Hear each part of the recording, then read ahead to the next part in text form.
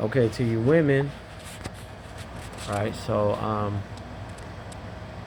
know that it's not a lot out there for you guys, and a lot of women, you may not have a man, or you may have a man that's not godly. But I want to tell you, it does not matter if your man is godly or not, as long as you follow the Lord.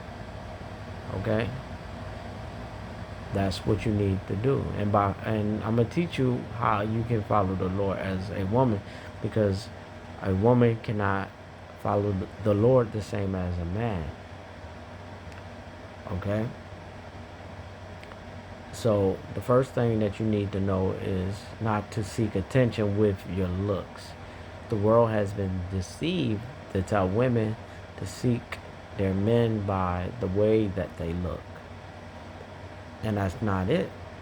That's the opposite, because that's not really how you get the right attention. That's how you get the attention not of a godly man, but a fleshly man, a man that's only worried about the flesh, because you're showing him the flesh and that's what he wants. But when you show a man godly ways, that's what you will have, a godly man that seeks a woman of God.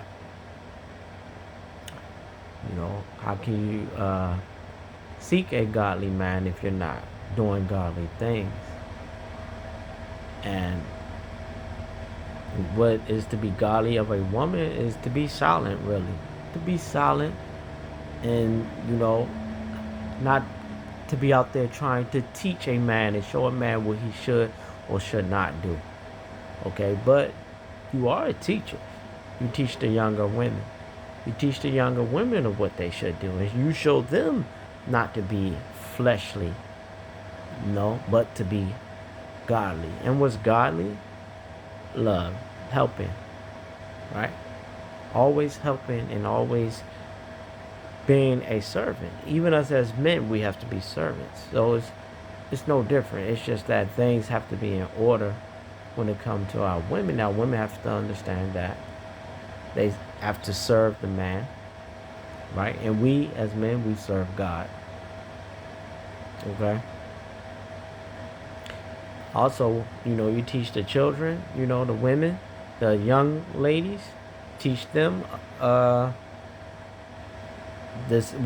exactly what I'm saying here, how to serve a man. That's what needs to be taught. Right? Teach them how to be in subjection to the man and how to be silent. Okay? Because you gotta understand that Adam came first and then the woman came. That's why it was in this order. Right? Because the woman came to Adam as a helper. And for us to get back to the way the world is, the woman has to understand her position and her place is to be a helper. And by helping, that is what we get from God. That is what you get from God. That's how you serve God, is by being a servant. The same as us, the same as Jesus. Jesus was a servant. He served. He was not out there trying to tell people what to do. He served, and that's why everybody eventually served him. Okay? So you understand that the man, we get our instructions from Christ. The woman, you get it from man. Right?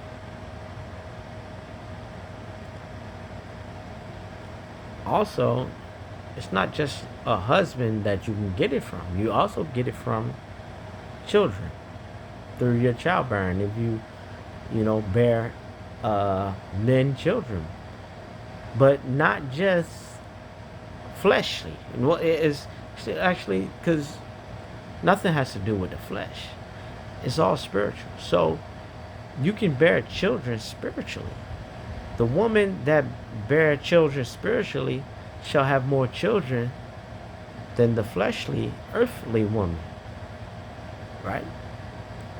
So, by being, a follower of God and understanding what God is telling you and doing what God is telling you, You're going to bear more children than a woman that bears children through the flesh.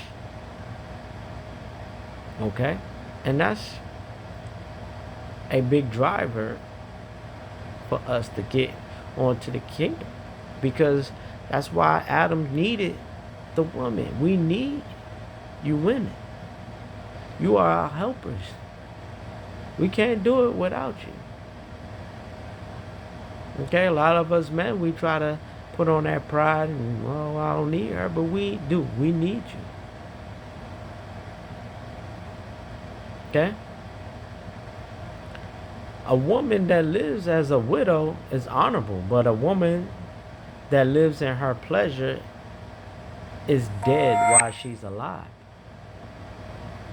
A woman that lives as a widow is honorable, but a woman that lives in her pleasure is dead while she's alive.